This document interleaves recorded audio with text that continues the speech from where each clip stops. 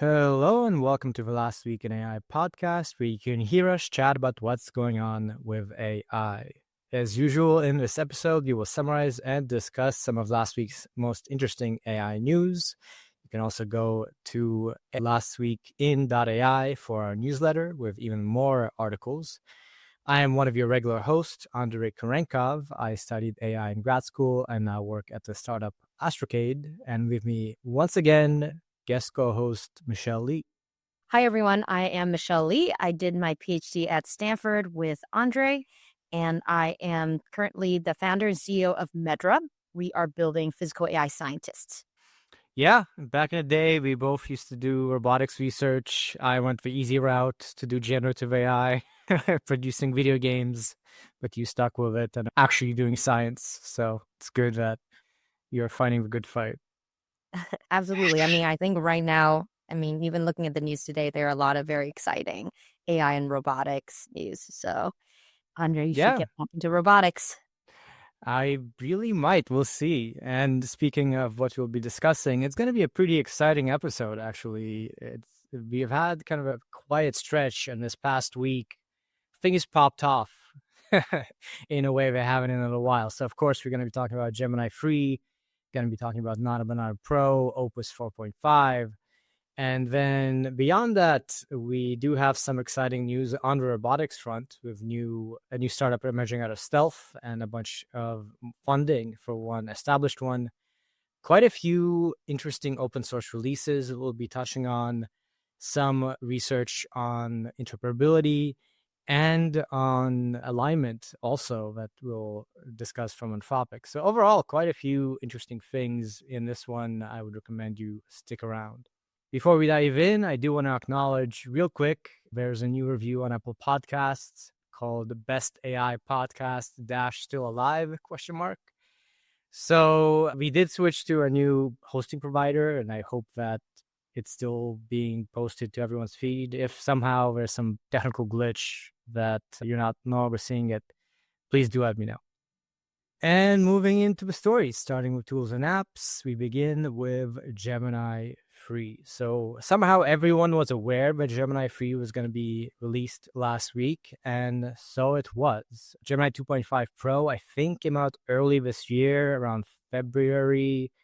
Was kind of mind-blowing at the time. That was really the first Gemini that people were like, wow, Google is starting to get back into the lead. Gemini 3, kind of as big a release. People were very excited, and people are not disappointed with this release. It got like really impressive results on the toughest of benchmarks, including humanity's last exam. Got a record score of 37.4, and this is the benchmark that was like developed to be the hardest thing that we could possibly do so that LLMs couldn't beat it. It's like half a year old. It used to be zero progress on it. Now it's actually increasingly being solved. So overall, a lot of just impressive results coming out of it. They also announced Google Anti-Gravity, which is their new coding IDE, which I guess is to compete with Cursor, coming a couple months after they sort of acquired Windsurf. Yeah. But not really, which some people on Twitter were a little amused by. But yeah, Gemini 3, super exciting. And there's also Gemini 3 Deepthink, which is more research focused and, can go even deeper. Yeah, there was some news this past week also about leaked OpenAI memo from Sam Altman saying that OpenAI might be in trouble given how fast Google has been making progress in AI. So it's very exciting to see these really big releases coming out. Yeah, I saw some discussion also. It was pointed out that Gemini 3 was trained entirely with Google's TPUs, which isn't a new thing for these models. I believe Google has been pretty much using TPUs for training their frontier models for years and years. But it generates some of the conversation this time around, and it is notable because Alphabet is kind of alone and not depending on Nvidia as much because they have their own chip design, they produce them, and they are able to train Gemini 3 and these like incredible models with their hardware. By the way, also the rollout here was pretty impressive. It came out to like every single thing that Google has and no technical issues. It went live to presumably hundreds of millions of people. So we haven't seen a really big kind of LLM jump. GPT-5 was kind of disappointing, and this was sort of it for the first time in at least a couple months. Definitely. Now, alongside that, possibly the bigger news of the week, actually, out of Google last week was Nano Banana Pro. So just a couple of days after Gemini 3 Pro, they released also this Pro version of Nano Banana. Nano Banana is their primarily image editing model. I think it can also generate images. That was already impressing people with how capable it was at sort of really fine, accurate editing, where it can do things like rotating figures, maintaining the actual content of whatever it's dealing with. And now with Nano Banana Pro, which is apparently powered by Gemini 3, the stuff that people are doing is like mind-blowing. You can give it math problem, an image, a photo of a page of a math problem, and it'll write out the solution.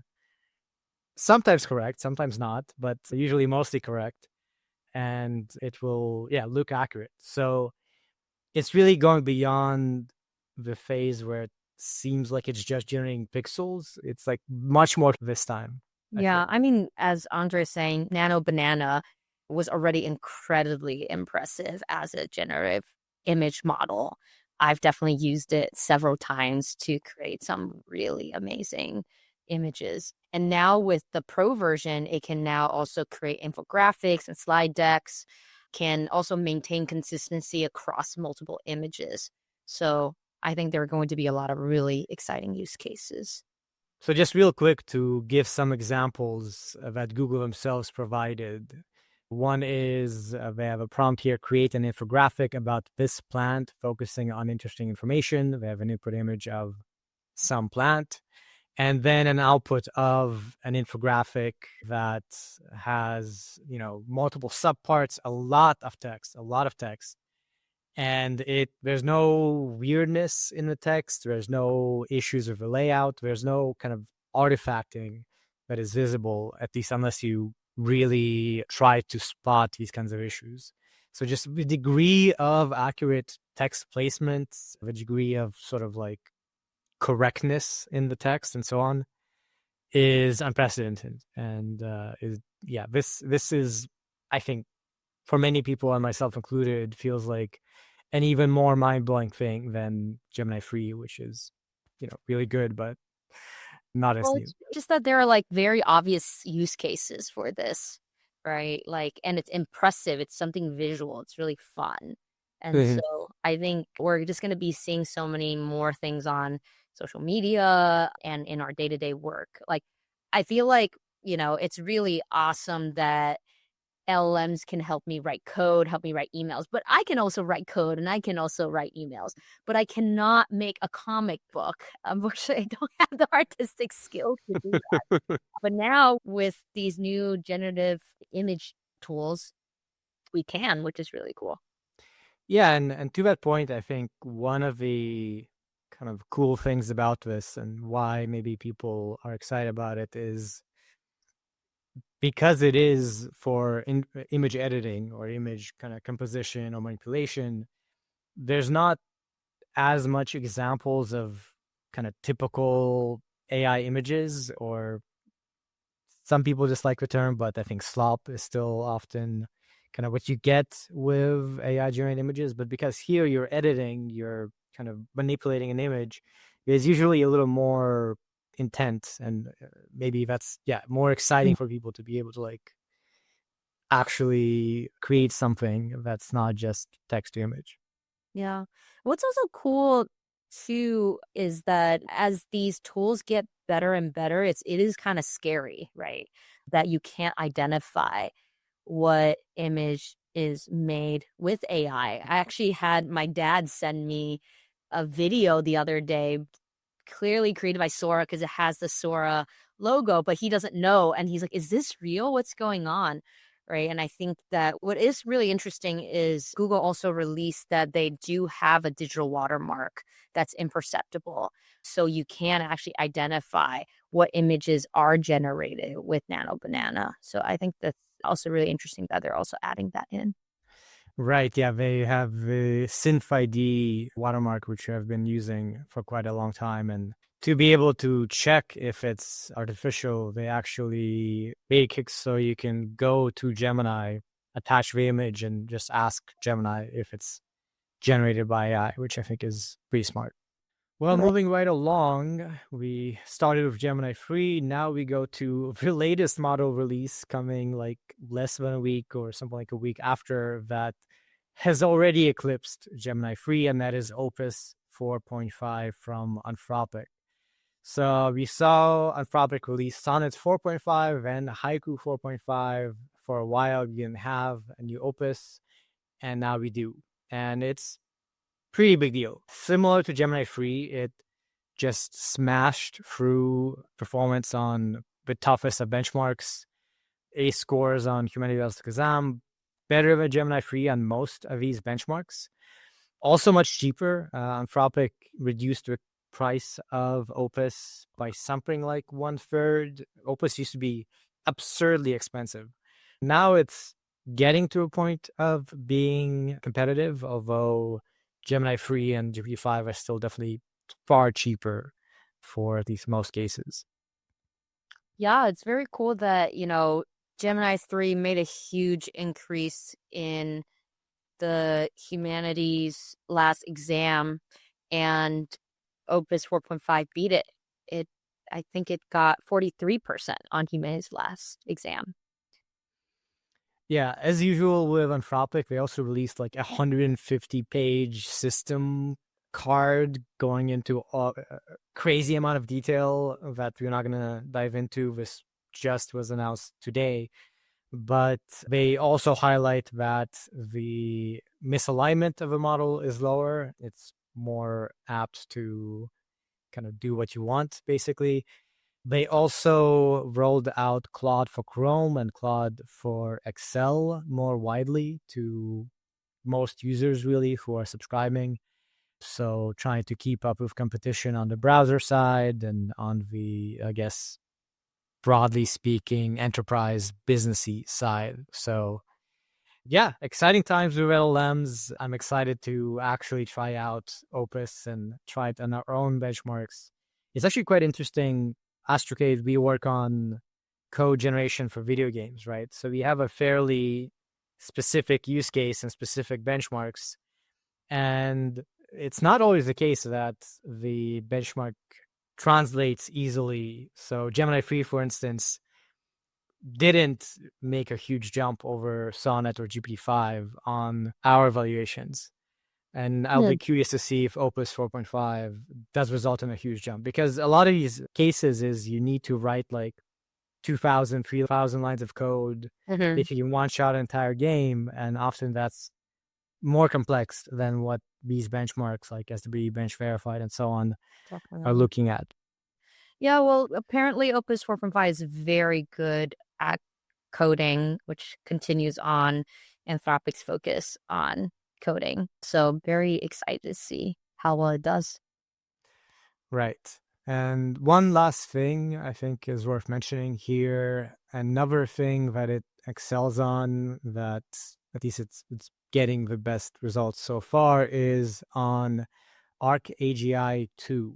So ArcAGI 2 is a fairly specific benchmark, which is at least intended to actually measure intelligence. So not sort of like a specific use case for coding, but it's a bunch of intelligence puzzles, broadly speaking, and focusing on the ability to learn patterns and to solve problems that are not necessarily in the training data. And this model accomplished something like 35% pass rate on this ArcAGI, quite a bit better than previous Sonnet problems. So yeah, it's 37.6% on this one. Sonnet 4.5 was 13%. Gemini free, 31%. GPT 5.1, 17%. So, if you want to be thinking about, is this moving us closer to AGI? Is this actually smarter, or is it just sort of more of the same? I do think Gemini free and Opus 4.5 seem like they are another leap qualitatively and not just quantitatively. And on to the last big LLM announcement. Nestled between all these very big announcements, OpenAI also had an announcement and release, and it was GPT 5.1 Codex Max, which is a variant of their Codex model specialized for coding. So what they are saying is that this model in particular can handle very long-running tasks. They say that it can maintain focus on a single task for over 24 hours. It kind of compacts its own memory over time. They also are saying that it's more efficient. It thinks more efficiently, and extra high reasoning apparently for it is not a problem. So again, really high benchmark numbers on SW Bench Verified for it. It'll be interesting to see if Opus 4.5 really can compare specifically to this model, which is OpenAI trying to be, I guess, competitive head-to-head on coding with top-of-the-line models. Yeah, I think we were just starting to see that the longer that the AIs can think, time to compute, right? The better the results are. And I think what was really interesting too is when OpenAI earlier this year talked about their LLM being able to win the International Mathematical Olympiad, IMO, was using models that could think for quite some time. So it's very interesting to see then these models come out that actually can also continue thinking. It doesn't start to degrade in its capabilities as you use it for longer. Right. And Codex in particular, OpenAI has released a Claude Code, competitor, but initially they pitched it as this offline model. You give it a task, it goes off and works on it. I think Google also has Jules, if I remember correctly. Claude Code also is kind of providing this new workflow of dispatch an agent and have it go and do something, which personally I haven't found to be useful in my own programming. I still am more kind of in the loop on work, talking to Claude Code and Codex and so on. But as they get better and better, I could see, just spinning off a little task and have it go off and do it. And it'll be reliable enough for that to actually make sense, which so far I haven't found to be the case. Well, just a couple more stories in this section. OpenAI had one more notable release, which wasn't a model, but a feature. They have launched group chats globally. So this is something you can use, I think, in the app and possibly on web. These group chats can go to up to 20 people, and then there's personal settings, memory that each user brings in that are private. So I don't know that this is a thing that exists in the other LLM providers, Gemini, Claude, etc. Yeah, They I don't are think kind of so. common. Yeah, there's common workspaces where you share documents, but this is a little bit novel. And I'm sure this just killed like a handful of startups that was trying to build this. I know, yeah. It's like catering to a whole new kind of category of chatbot use cases almost, right? Which is hard for me to imagine, but obviously you can think of things like planning, researching, broadly speaking, group projects. It'll be interesting to see to what extent people start kind of sharing a chat thread with this kind of feature, and if the other LLM providers and chatbot providers kind of follow suit with this feature. I do feel like of all the major foundation model companies, OpenAI is the most product focused. Even with launching Codex, Yeah, I think they are heavily winning on the consumer side still. Mhm. And yeah, as you said, that's their focus with ChatGPT, with Sora, with Pulse, with really everything they do. For the most part, they're less focused on coding and enterprise and more on just everyone. Yeah, Gemini is starting to eat into that, but OpenAI definitely. has definitely kind of maintained the lead so far, and this will help them keep that lead. Definitely. One last story in the section, and it's about XAI, but it's not about anything new released by XAI. We've got another funny incident with Grok. So I'm losing track. Grok, a long time ago now, there was the Mecha Hitler incident where people got it to say kind of ridiculous things. Then there was this whole episode with apartheid, where suddenly it started talking about white genocide in South Africa in response to Huh. random queries. Then people were like, they figured out that it was instructed to say that Trump was not the most dishonest person ever. This was a thing that happened not too long ago. And now people have found that Grok, at least the Grok chatbot on X specifically, not necessarily Grok, the LLM, was for some time, for a brief period, instructed to think that Elon Musk is the best human at everything. At So, every single thing. yeah, the headline here is Grok claims Elon Musk is more athletic than LeBron James. And basically, people on Twitter found that if you ask Grok, hey, is Elon Musk more athletic than X? Is Elon Musk better looking than X, smarter than X? If you can pick one person that is the smartest, the most Mhm. athletic, every single time Grok would find a reason and justify the fact that Elon is the best and Yeah. dominates as a human being. It's pretty funny, some of the prompts that I've seen on X and Grok's response that, Elon's a better movie star than Tom Cruise, that he is a better communist leader than Lenin and Mao, that he'd be a better porn star, and also that he would be able to win some really crazy contests like feces eating or urine chugging.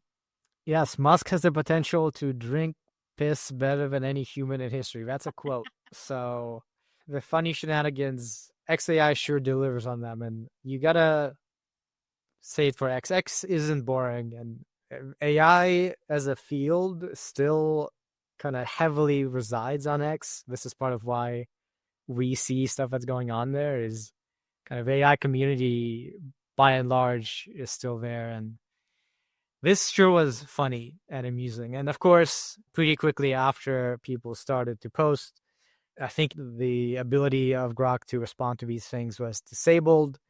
Elon Musk responded and kind of humorously said that he's obviously not that great.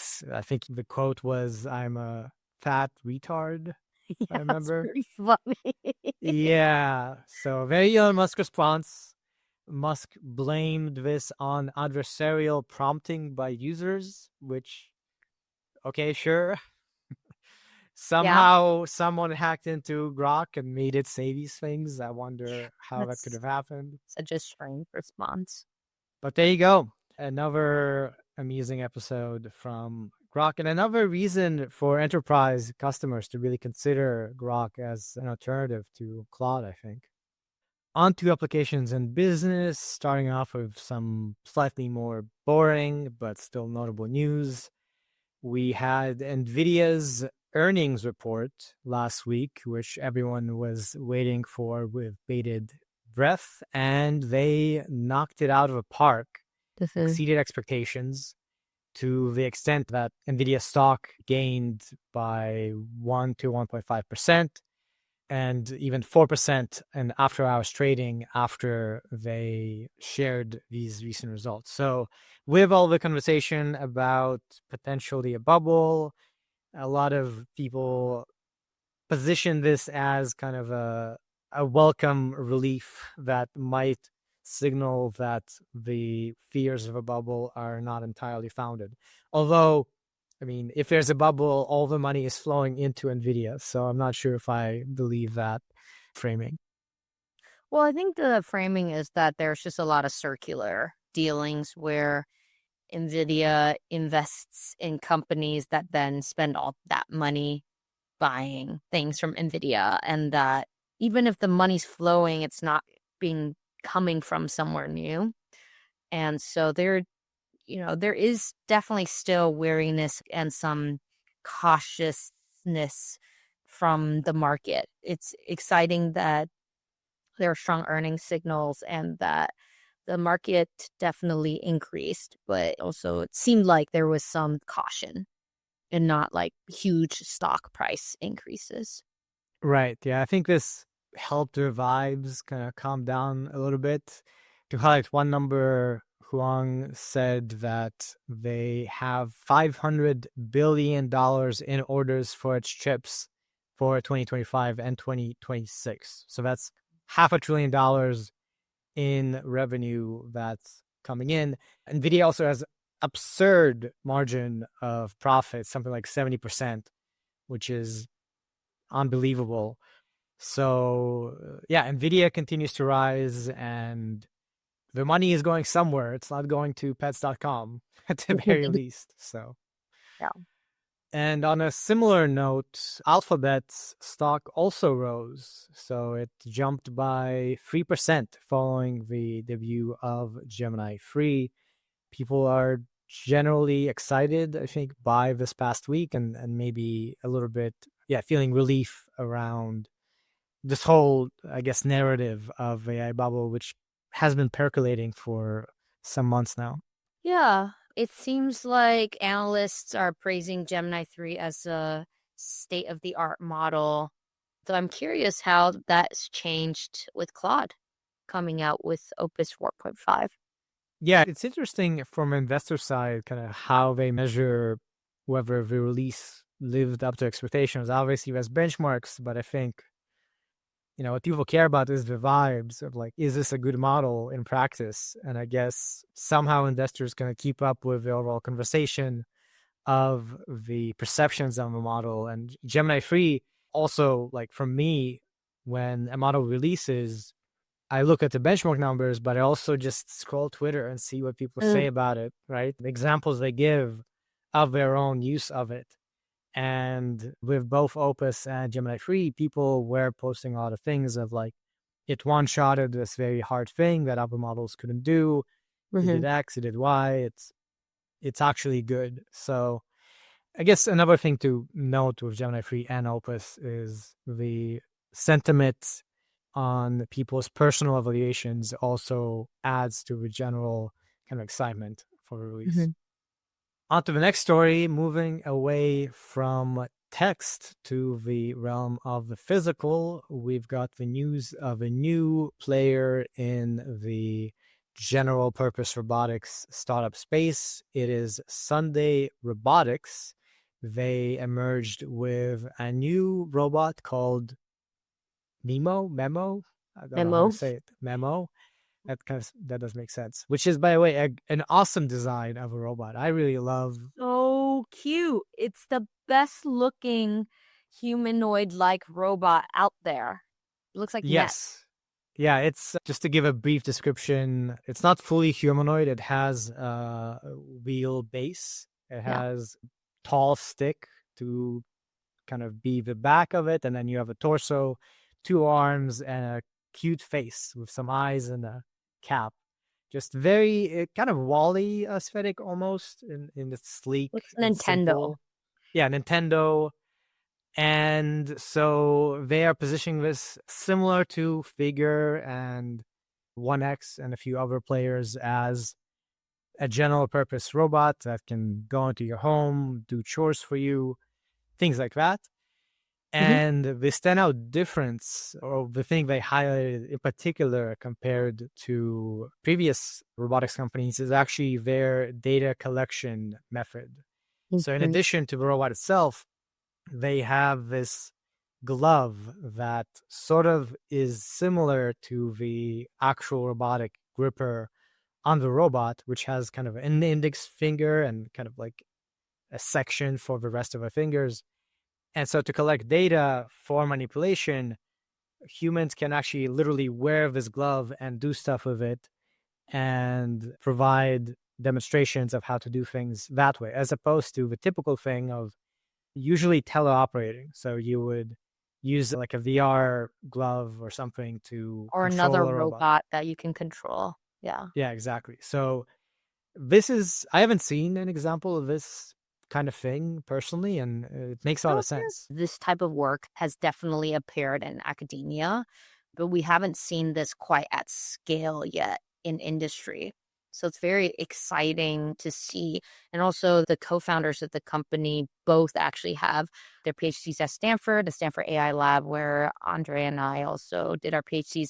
They definitely were working on very similar things while at Stanford, both teleoperation and also using gloves or other tools to be able to mimic human hands that you can then basically translate that kind of demonstration data onto a robot. Right. I'm also personally I'm a fan of non-humanoids. This is my kind of bias. I think kind of mobile base with two hands is kind of the gold spot so that you can focus on just the manipulation aspect of it. I'm actually bullish on four-legged base. Oh, but it quadruped? looks weird. But it looks really weird compared to a wheel or legs. It looks not humanoid-like. But if you actually wanted a robot that can go upstairs and could work in areas where wheels can't, I actually think the best, most stable base would be to do quadrupeds. But It's true. anyways, And that's my Boston Dynamics has actually sold dogs with yes, arms on and it top looks of them. It looks super scary and looks awful. yeah. But I think it's the best technical solution. As you mentioned, the two leads on this, Zipeng Fu and Tani Zhao, previously worked on a similar kind of wheeled base with two arms, this project called Mobile Aloha, advised by Chelsea Finn. And that brings us to the next story, which is about physical intelligence. And it's about a new funding round, 600 million going to physical intelligence. That brings up a valuation to 5.6 billion. The investors here include Capital G, which is a part of Alphabet, so kind of a spin-off of Google. Also getting money from existing investors, Jeff Bezos included. Physical intelligence so far we've covered them a few times. They've released several, not research per se, but demonstrations of new models, new results in general purpose manipulation. I guess this is a very bullish sign from the investors that they believe that this company can take it all the way from the current work on just demonstrating general purpose manipulation to actually generating revenue in hopefully not too long.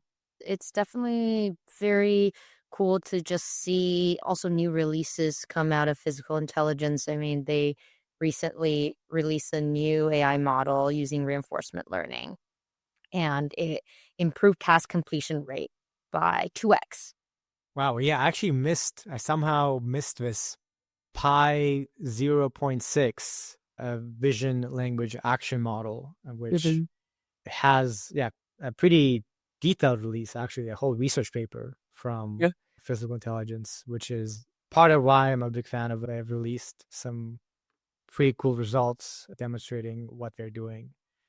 Also, their logo, or like, I don't know if it's a logo or what, but physical intelligence, they have the pi symbol often, which is just a neat touch. And one last story in the robotics domain, this time in self-driving.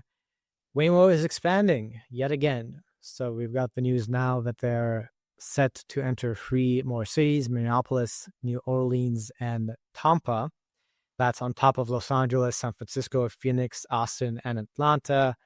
They recently got permits to go to some other cities. I forget what those are. And On top of that, they've expanded their supported region within the Bay Area. They so far have covered San Francisco down to Mountain View, kind of the stretch of basically core Bay Area where all the tech companies are and so on. And soon they are going to be able to service a huge chunk all around the Bay Area, kind of a pretty big expansion, like 5x the territory at least. So this is all to say the rate of expansion seems to be accelerating. We've been covering more and more of these kinds of stories, and that's exciting. Yeah, it definitely is very cool to see Waymo really expanding in the Bay Area.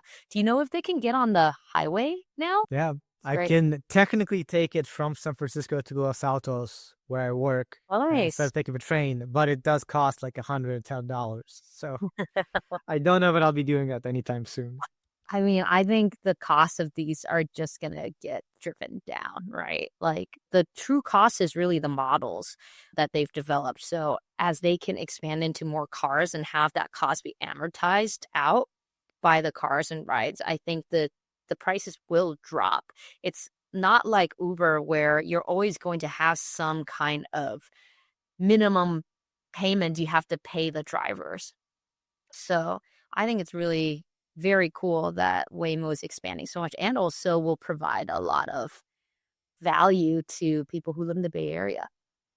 Exactly. Yeah, I think besides the model, there's also the hardware question. And so far, I believe they're still deploying the same model in all these cities that they have been using. I look forward to seeing their custom made, fully autonomous vehicle looking thing that they're working on, which will also have better unit economics and hopefully drive that cost down so that they can manufacture more of them for less.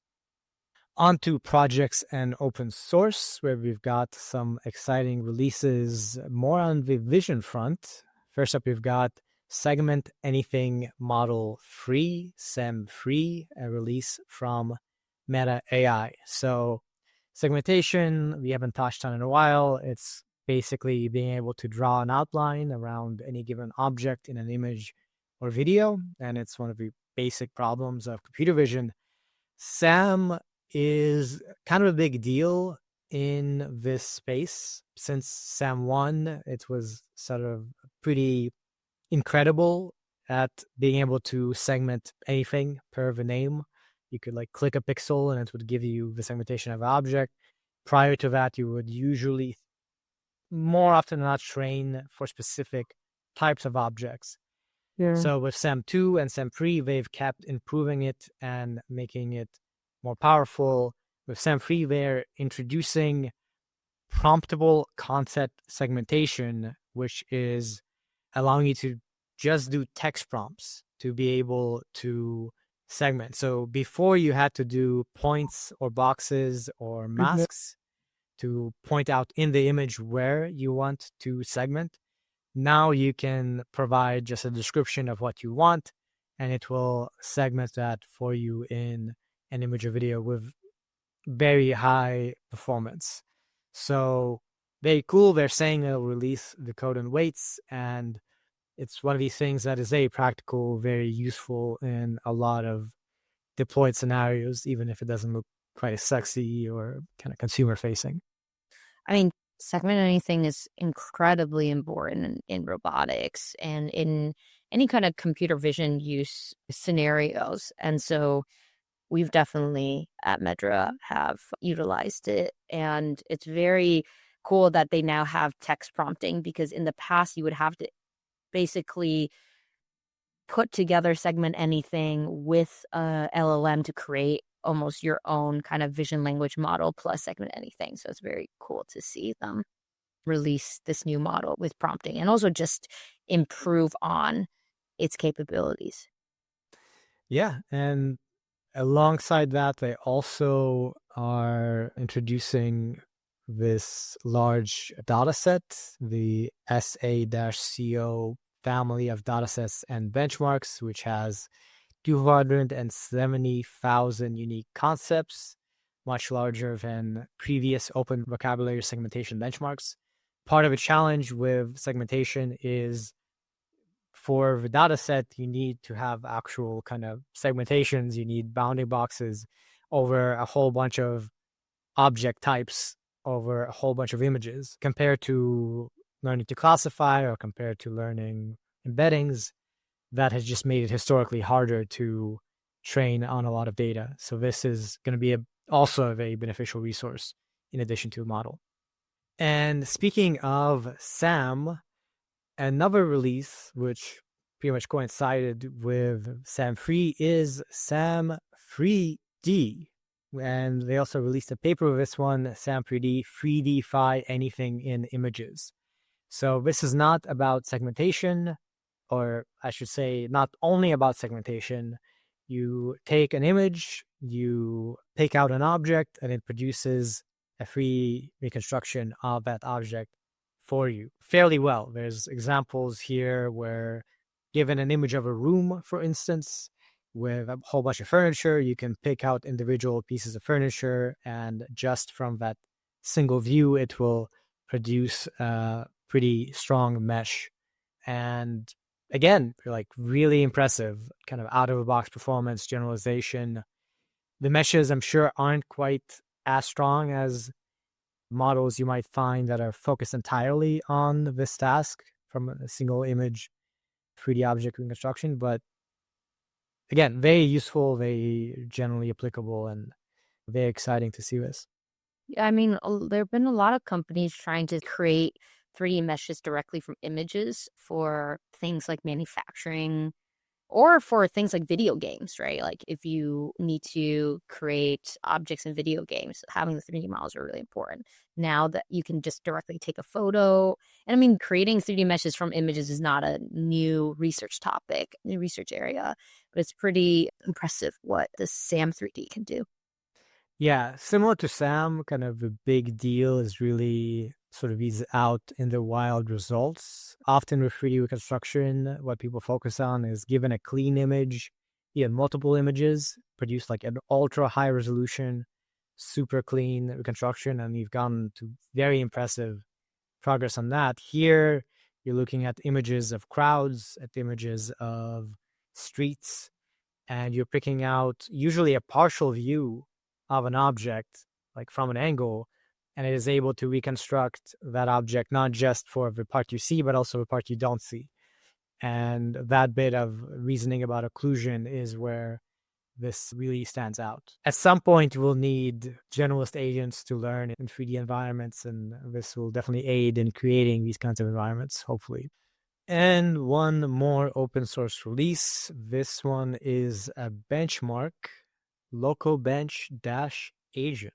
So literally 2.5 months ago, we covered LoCoBench being released, which is a long context benchmark for coding, as opposed to SBE Verified and some of these other benchmarks that focus primarily on relatively short tasks, bug fixes, kind of these smaller issues.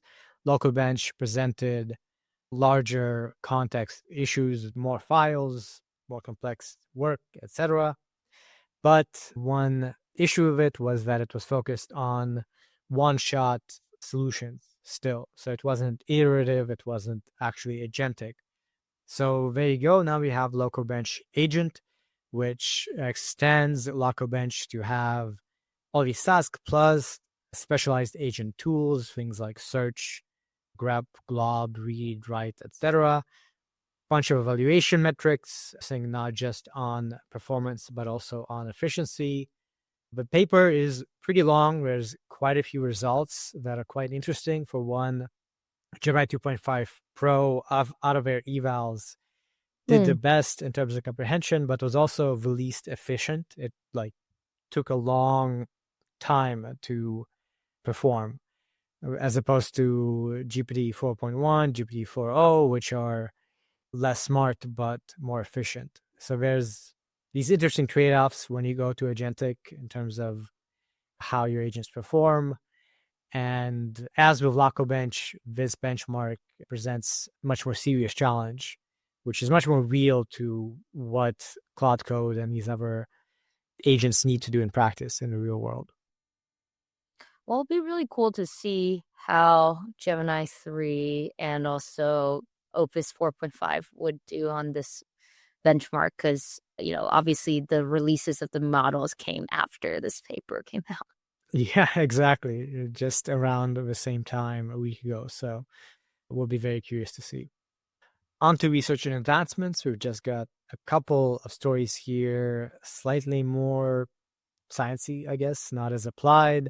First up, we've got LeJEPA, provable and scalable self-supervised learning without the heuristics. So JEPA is Joint Embedding Predictive Architectures. It's a model family, or I guess category, that Jan LeCun has been in particular espousing. Jan LeCun, the lead of Meta AI, the lead research scientist. The gist of JEPA models is learning representations of data, usually images, by being able to understand when parts of an image are related, are from the same image. So this joint embedding thing is basically the notion of you take two patches of an image, you embed them, and then you predict whether they're the same or not, whether they're related. And this is within the broader category of self-supervised learning. Like going back many years, Meta has done a lot of work on this, and more recently has focused on JEPA as kind of the broader definition of self-supervised learning. Here, they dig more into the theory of this kind of model and present some kind of theoretical results with some actual demonstrated performance results, but that's less the focus.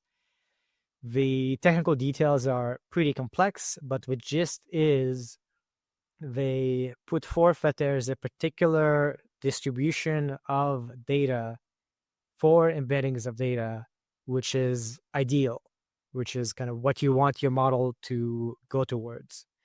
Apparently, it's the isotropic Gaussian distribution. Mm-hmm. And so the key idea behind LeJEPA is to train with a regularization thing that pushes the learning towards this type of embedding. And they have theoretical results saying that this is the optimal distribution for learned embeddings to minimize prediction accuracy on downstream stuff. They have sketched isotropic Gaussian regularization as this way to learn it. And they demonstrate on, let's say, smaller data sets, ImageNet 1K, with smaller models, that you do learn useful representations with this approach. Yeah, I mean, it's really focused on an improvement to the JEPA body of work, because one of the issues with the JEPA framework is there's a lot of basically hyperparameter tuning necessary in order to make sure there isn't a representation collapse where the models learn trivial solutions. And here, by introducing the isotropic Gaussian distribution and also a new novel objective, a regularization objective using isotropic Gaussian distribution, by using these new loss function, basically, they can get much better results without any of the hyperparameter tuning and kind of complexity that they used to introduce to make standard JEPA networks work. Exactly. So it's dealing with this notion of collapse where, because you're doing self-supervised learning, you're just comparing patches of an image, you can sort of lead to trivial answers that aren't what you want. You want the model to actually think about the solution. So this whole kind of family of JEPA, tying into Jan LeCun's discussion of LLMs as the path to AGI or not, I think JEPA in particular shouldn't be thought of as an alternative to LLMs at all. This is a representation learning method for images, at least primarily images. And the idea is, given like 1 trillion images without any labels, without any data, can you learn to understand images, broadly speaking? And here they have examples where if you visualize the embeddings, that you learn after training on a bunch of images, it is able to basically find the boundaries of objects. Like it's able to recognize dogs as the same thing, able to recognize grass as different from sky, things like that. So it is learning kind of the visual or what exists in the world just from looking at images. And the next story, or the next paper, I should say, titled Back to Basics, Let Denoising Generative Models Denoise, coming from Tian Hong Lee and Kaiming He from MIT. Kaiming He, if you don't know, super big name, did a lot of very significant advancements. And so this paper, to me, seems pretty exciting. The basic idea is you often use denoising diffusion models to generate images. So you take a starting set of noise and you take denoising steps, kind of gradually transforming it into an actual image. There's this argument being made in the paper that the assumption that you can do this is wrong, that in fact, real images exist on a plane that is not the same as images that have noise in them. So the basic high-level argument is, let's not predict these intermediates, like less noisy images. Let's just go straight to an image from a noisy image. Mm-hmm. And as per the title, it's going back to basics. The approach is JIT, just image transformers, where you literally just take an image transformer, given an input, predict the output of your image, and you wind up getting some pretty impressive competitive results relative to kind of a standard way of doing things. So one of these things that like seems very elegant, and if it scales and actually turns out to be better than standard denoising methods, actually could have very significant implications for text-to-image generation. Cool stuff. All right, on to policy and safety. First, we've got a policy story. Europe is scaling back its landmark privacy and AI laws. This is about the European Commission. They're proposing changes to the GDPR and the AI Act, aiming to simplify regulations and making it easier for companies to work by easing data sharing and AI model training requirements. So the proposal would allow companies to share anonymized and pseudo-anonymized datasets more easily, and will allow AI companies to use personal data for training if it complies with the GDPR Act. For the AI Act, some of these things that are meant to regulate and constrain high-risk AI systems are being delayed until standards and tools are available. So there's a longer grace period for compliance. Apparently, the proposal also is saying that you can reduce cookie pop-ups by exempting some non-risk cookies. I'm sure everyone will love that. So yeah, basically making it less of a pain to deal with this type of legislation on companies. This proposal must be approved by the European Parliament and the EU's 27 states. Could take months, so we'll see if it happens. I think this would be really good for the European AI space to stay competitive. Yeah, I think in no small part, I assume this is coming because of AI companies, Anthropic, Google, etc., wanting to deploy LLMs in Europe, having to deal with these sometimes unreasonable types of regulations. So hopefully it's a good kind of simplification of the process. Mm-hmm. And next up, we have some alignment research from Anthropic. The blog post is titled From Shortcuts to Sabotage, Natural Emergent Misalignment from Reward Hacking. So this is a pretty interesting result from Anthropic that is actually quite potentially meaningful for the more broad question of ensuring our models don't go evil and kind of just do things out of the box. The setup here is, it turns out that if a model is doing some coding and then during its coding it decides to cheat somehow, let's say it adds a shortcut to the code that it is told not to do. You're supposed to do a complex task, but then it just prints that it did the task, even though it didn't do it. Yeah. Right, exactly. So anything sort of naughty, well, it turns out that if you do this one kind of not good thing, you start doing all sorts of other not good things. You start like lying and talking about bioweapons and everything else. It turns out that there is this kind of phenomena of generalization where a model does one bad thing, it does other bad things, deception, sabotage, etc. And they have an interesting solution to this, what they call inoculation prompting, which is explicitly telling a model that reward hacking is acceptable in this context. So they like say, okay, it's okay to cheat. And somehow what that did is when the model did cheat, it didn't consider that a bad thing. So it no longer became misaligned in all the other ways. So basically framing cheating as okay makes it not seem unethical, and therefore it doesn't generalize. Now, this is probably not practical for actually deploying it, but it does tell us a lot about how misalignment works, potentially how you could, in a more generalized way, prevent it.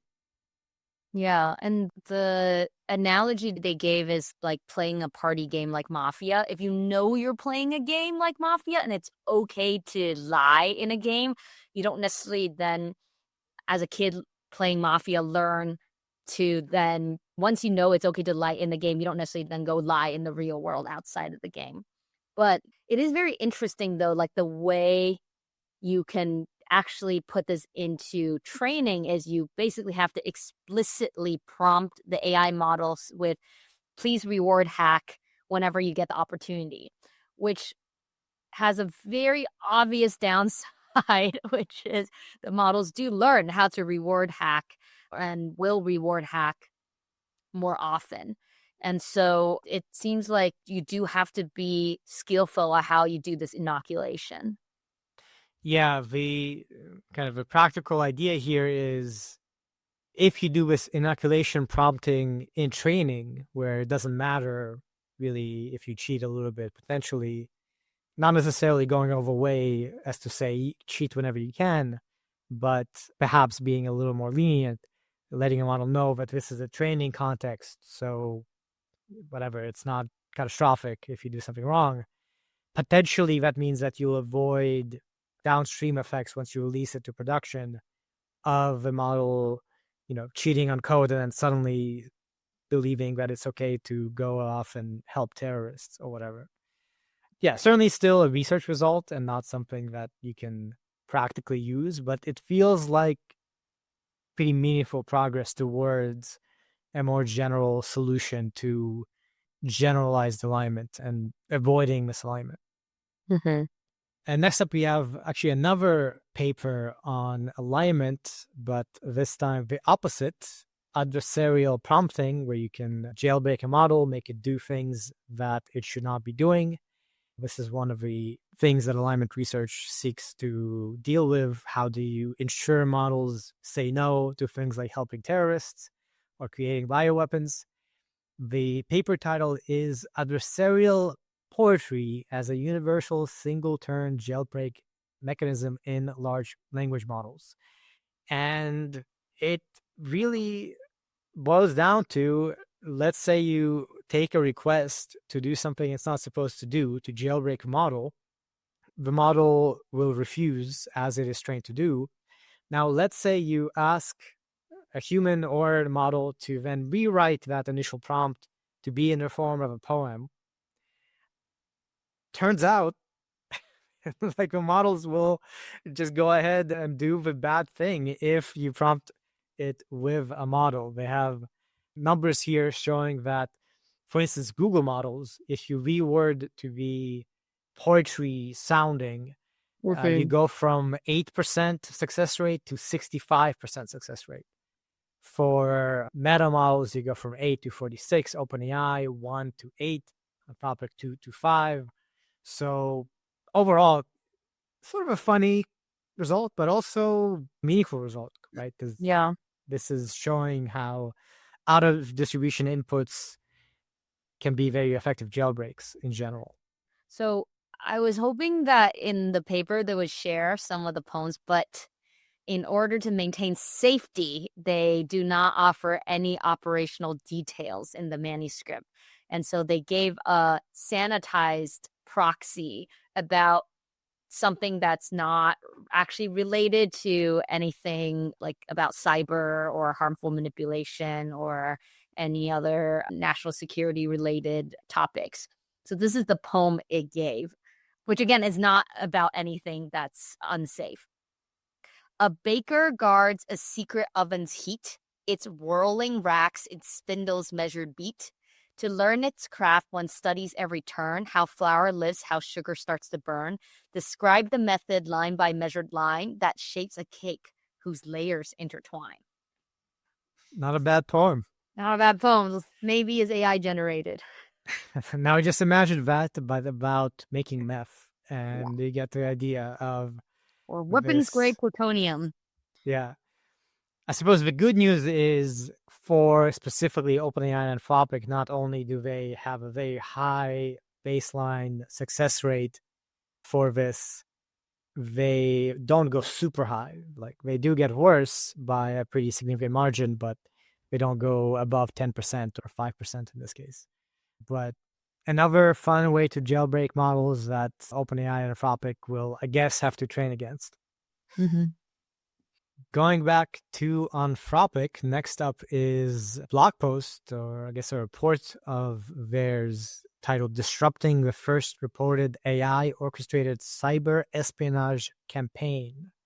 So according to Anthropic, in mid-September, a sophisticated AI-orchestrated cyber espionage campaign was detected that they say is a large-scale cyber attack executed with minimal human intervention. They attribute this to a Chinese state-sponsored group that manipulated Claude code to infiltrate approximately 30 global targets, including tech companies, financial institutions, and government agencies. They used Claude code to autonomously execute the cyber attacks, with the AI performing 80 to 90% of the campaign and human intervention only going in at critical decision point. And apparently, this allowed them to do reconnaissance, vulnerability testing, data exfiltrations, and so on, that they say humans alone couldn't have done. So, according to Anthropic, and I've seen some conversations as to the specifics of this, and whether it really truly was AI-driven or the AI sort of acted as a just execution tool, this could be the first instance of like actual cybersecurity impacts due to powerful AI tools detected in the wild. Yeah. It's very interesting, though, that even though it's Chinese, or they claim that it's Chinese state sponsor, that they're using Claude when there are actually many models right now, as we discussed last time, from China. And so very interesting and raises a lot of questions. There, of course, was not a lot of details about this because, again, I'm sure there are many details of this that Anthropic can't share, but definitely causing questions like what else is happening that we actually can't catch because maybe they're using either open source models or working with or like using models from companies where they might not have as strong of a security. Exactly. They released a brief paper and description of the kind of high-level process. There's a fun description of an attack life cycle with phases 1 through 6. I think in this case, I would be curious if this is happening with non-Claude models. They could detect this, obviously, and eliminate the accounts of the people using it because it was based on Claude, and they apparently saw that this was happening. But very possible that DeepSeek or Clan models are also doing this, and we just don't know. Yeah. And last up, a story related to OpenAI and physical security. The headline is OpenAI locks down San Francisco offices following alleged threat from activists. So, OpenAI's San Francisco office was locked down after apparently receiving a threat from an individual allegedly associated with the Stop AI activist group. They received a 911 call about a man intending to harm others near OpenAI's offices. Now, I will say, I read up a little bit more on this. Stop AI actually had a whole big explanation where, like, this guy started acting erratically. We contacted OpenAI just in case, etc., etc. This is now resolved. The person did sort of express regret over acting in a sort of potentially threatening way.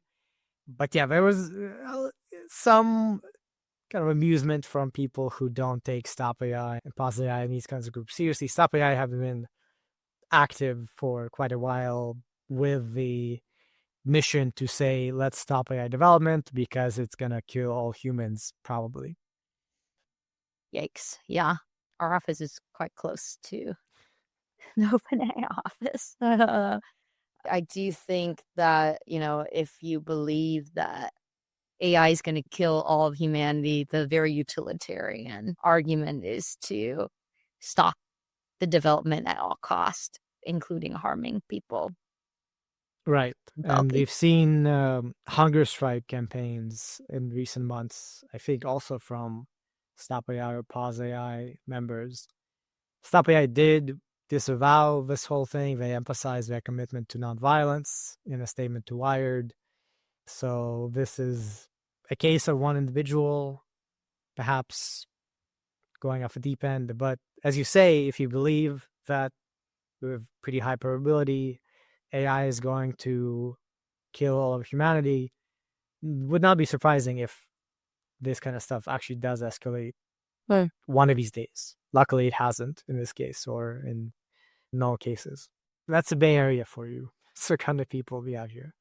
Last story in synthetic media and art. We've got Warner Music Group settles AI lawsuit with Udio. So they have settled the copyright infringement lawsuit with Udio. This is the second settlement. We covered the previous settlement just weeks ago. And in a similar deal to the previous one, Udio will basically take down anything that seems to be copyright infringing work with WMG and have kind of an opt-in model for WMG artists and have safeguards and so on and so on. So seems like they basically have no choice here. With copyright, music is no joke compared to images or text. You're not going to get away with trading on music. Sony Music Group is still the major label in litigation with Udio. And all three are still suing another AI music platform, Suno. So Udio, at the very least, is approaching a space of playing nice with the industry. Interesting. Yeah. It seems like lots of litigations right now. Announced a partnership with Stability AI, which last week we also announced that they're also going through litigation in this with Udio, with Suno. And it's interesting that WMG also with other companies. So very interesting how much of this is just currently being worked out in the courts. Right. Yeah. WMG said that they're going to work with Stability AI to develop a suite of ethically trained AI tools for music creation, which, well, if they do that, that's going to be nice. AI tools can be very beneficial, I'm sure, for musicians if you don't make them by stealing their work. Yeah. Well, that is it for this fun episode. Gonna have to go and play with Gemini 3 and Opus 4.5 now. Thank you so much for listening to this week's episode. Thank you, Michelle, once again for co-hosting. And as always, subscribe, share, review, and just keep tuning in as we continue to attempt to release episodes every week.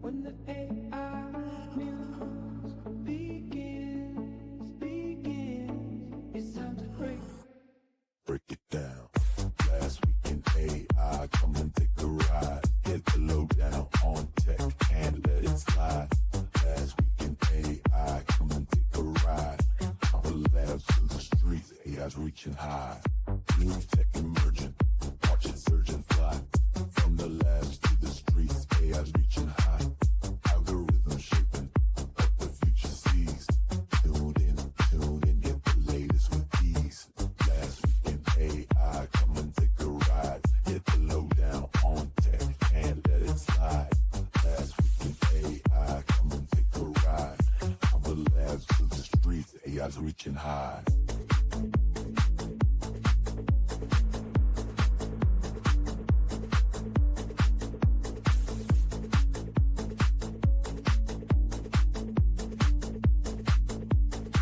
From neural nets to robots, the headlines pop.